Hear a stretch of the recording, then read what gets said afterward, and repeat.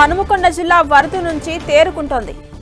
వరద తెరపివ్వడంతో బాధితులు ఇప్పుడిప్పుడే ఇళ్ల నుంచి బయటకు వస్తున్నారు. ముంపు ప్రాంతాల పేదలు పూర్తిగా నిరాశ్రయాలుగా మారారు. వరద నీటితో నిండిన ఇళ్లను శుభ్రం చేసుకునే పనిలో పడ్డారు జనాలు. సీఎం పర్యటించే సమయనగర్లో పేదల పరిస్థితి దారుణంగా ఉంది. బాధితులు సర్వం కోల్పోయారు. అధికారుల నిర్లక్ష్యంపై ఆగ్రహాన్ని వ్యక్తం చేస్తున్నారు ముంపు బాధితులు. ఇటీవల కురిసినటువంటి వర్షాల నేపథ్యంలో హనుమకొండ జిల్లా మొత్తం కూడా ఒక్కసారిగా అతలాకుతలమైపోయింది. జనజీవనం స్తంభించింది. జనాలు అనేక ఇబ్బందులు పడ్డారు.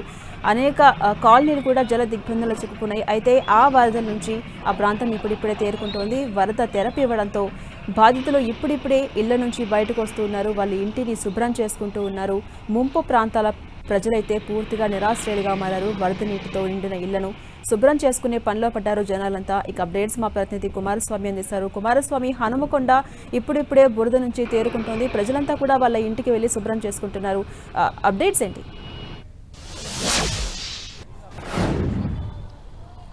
ఎస్ 20 సంవత్సరాల కాలం లోపల 2 దశాబ్దాల కాలం తర్వాత వరంగల్ అనేటువంటి వరదలు ముంచెత్తినటువంటి పరిస్థితి ఉంది. మొంతా తుఫాన్ ఎఫెక్ట్కి వరంగల్ను ముంచేసినటువంటి పరిస్థితి ఉంది. వందల కాలనీలు జలమయమయ్యాయి. ప్రతి కాలనీ ప్రతి ఇల్లు కూడా వరద నీటిలో చిక్కుకొని విలవిల్లాడినటువంటి సిచ్యువేషన్ ఉంది. మొత్తం అంటే కట్టుబట్టలతో మిగిలినటువంటి ప్రాంతంలో మనం ఉన్నాం. ఇది సమయనగర్. నిన్న మనం చూడొచ్చు, అంటే దాదాపు 5 ఫీట్లకు పైగా రోడ్డు పైన నీళ్లు రావడం, ఈ ప్రాంతం అంతా కూడా పూర్తిగా జలమయమైనటువంటి ఈ ప్రాంతం. ఈ వరద దాటికి ఏ రకమైనటువంటి సిచ్యువేషన్ ఉందో ఒకసారి చూడొచ్చు. రోడ్డు కావచ్చు, అంటే రోడ్డు ఈ స్థాయిలో ఇంత పకడ్బందీగా నిర్వహించినటువంటి రోడ్డే ఈ స్థాయిగా కోసుకుపోవడం, అంటే వరద నీటికి కోతకు గురైన, అంటే పేదల ఇళ్లలో ఉన్నటువంటి పేదల పరిస్థితి ఏ రకంగా ఉందో మనం ఒకసారి అర్థం చేసుకోవచ్చు. అంటే కేవలం ఇంట్లో వండుకొని తిందామంటే కనీసం బియ్యం కూడా లేనటువంటి పరిస్థితి, నూకలు కూడా లేనటువంటి పరిస్థితి. ప్రతి ఇంటి లోపల కూడా మొత్తం విషాదం అలుముకొని ఉన్నటువంటి సిచ్యువేషన్ ఉంది. అధికారులకు సంబంధించినటువంటి నిండు నిర్లక్ష్యం. ఈ ప్రాంతంలో దాదాపు 25 నుంచి 30 ఏళ్ల నుంచి ఈ ప్రాంతంలో పేదలు ఈ ప్రాంతంలో నివసిస్తున్నారు. 20 ఏళ్ల లోపల అంటే వాళ్ళు కనీసం గుడిసెలేసుకున్నప్పుడు కూడా ఈ రకమైనటువంటి సిచ్యువేషన్ అయితే లేదు. ఇప్పుడు కేవలం అధికారులకు సంబంధించి ప్రకృతి వైపరీత్యం కంటే మానవ తప్పిదం ఏదైతే ఉందో, మానవ తప్పిదము కారణంగా వీళ్ళంతా కూడా నిరాశ్రయులైనటువంటి సిచ్యువేషన్ మనకు కనిపిస్తుంది. అంటే కేవలం అక్కడ ఏదైతే గేట్లు ఉన్నాయో ఆ గేట్లు తీస్తే, అంటే డక్డ్ టెక్నాలజీ తోటి మొత్తం గేట్లు నిర్మించిన గతంలో వరద వచ్చింది. ఆ వరదతోటి గత ప్రభుత్వం గుణపాఠం నేర్చుకొని వరద నీరు వెళ్ళిపోవడం కోసం ఒక సిస్టమైజ్డ్ చేసింది వరదని. అయితే ఆ గేట్లు తెరవకపోవడం వల్ల జరిగినటువంటి అధికారుల నిండు నిర్లక్ష్యం ఫలితంగా పేదలు ఈ రకమైనటువంటి సిచ్యువేషన్ అనుభవిస్తున్నారు. మనం చూడొచ్చు ఏ రకమైనటువంటి వాతావరణం ప్రతి ఇంటిలో ఉందో ఒకసారి మనం చూడొచ్చు. ప్రతి ఒక్కరు కూడా అంటే కంట కన్నీరు పెడుతున్నటువంటి పరిస్థితి. గుండెలు అవసేలా రోధిస్తున్నారు. అంటే సంవత్సరాల తరబడి పైసా పొదుపు చేసుకొని ఈ రకంగా ఇంట్లో ఉన్నటువంటి వస్తువులు కావచ్చు, వాళ్ళు జీవించిన జీవన విధానం కావచ్చు, వీళ్ళంతా ఏర్పడితే ఒక్క ఉదుటిన అధికారులకు సంబంధించినటువంటి నిర్లక్ష్యం ఫలితంగా ఈ రకమైనటువంటి వాతావరణం ప్రతి ఇంటిలో ఉన్నటువంటి సిచ్యువేషన్ మనకు కనిపిస్తుంది. ప్రతి ఒక్కరు కూడా అధికారులకు సంబంధించినటువంటి నిర్లక్ష్యం మీద ఆగ్రహం వ్యక్తం చేస్తున్నారు. ప్రతి ఇంటిని శుభ్రం చేసుకున్నటువంటి పరిస్థితి మనం రోడ్డు మీద చూడొచ్చు. పిల్లలతోటి, చిన్న పిల్లలతోటి రోడ్డు మీద కనీసం తినడానికి తిండి లేనటువంటి సిచ్యువేషన్ మనకు కనిపిస్తుంది. తినడానికి తిండి లేనటువంటి సిచ్యువేషన్. చిన్న పిల్లలు, ఈ పిల్లలను రోడ్డు మీద వేసుకొని ఇక్కడ తింటున్నటువంటి వాతావరణం, కనీసం మంచినీళ్ళు ఇచ్చినటువంటి పరిస్థితి. అంటే 3 రోజులుగా వీళ్ళు నిద్రాహారాలు మానేసి కాలరాత్రి లోపల ఇండ్లకి గడిపినటువంటి నిరాశ్రయులు, తినడానికి తిండి లేనటువంటి సిచ్యువేషన్. కనీసం ఇప్పుడు కూడా మంచినీళ్ళు ఇవ్వలేనటువంటి వాతావరణం. మీ ఇల్లు ఎలా ఉందమ్మా? ఏం జరిగింది? మా ఇంట్లో మొత్తం నీళ్లు పోసింది, ఇల్లు ఎక్కి నీళ్లు పోసింది, ఖరాబ్ అయింది. నా ఘోరంగా నేను ఒక్కదాన్ని వేసుకుంటే బతకాలి. నేను అన్న బుక్క నీళ్ళు లేకుండా సంపాదించుకున్న సంపాదన అంతా ఖరాబ్ అయింది. నేనేం చేయాలి ఇప్పుడు? నా బతకంత ఆగం ఉన్నది. నా ఇల్లు పోయింది, నాకు ఏది లేదు. పూట చేసుకుంటే పూట బతికేటోళ్ళం మేము. బుక్క నీళ్ళు లేకుండా ఏదో ఒకటి కొనుక్కొని పెట్టుకుంటే అన్ని ఖరాబ్ అయిపోయినాయి నా బతుకు. నేనేం చేయాలి చెప్పు? ఈ రకమైనటువంటి కంఠశోకం ప్రతి ఇంటిలో ఉంది.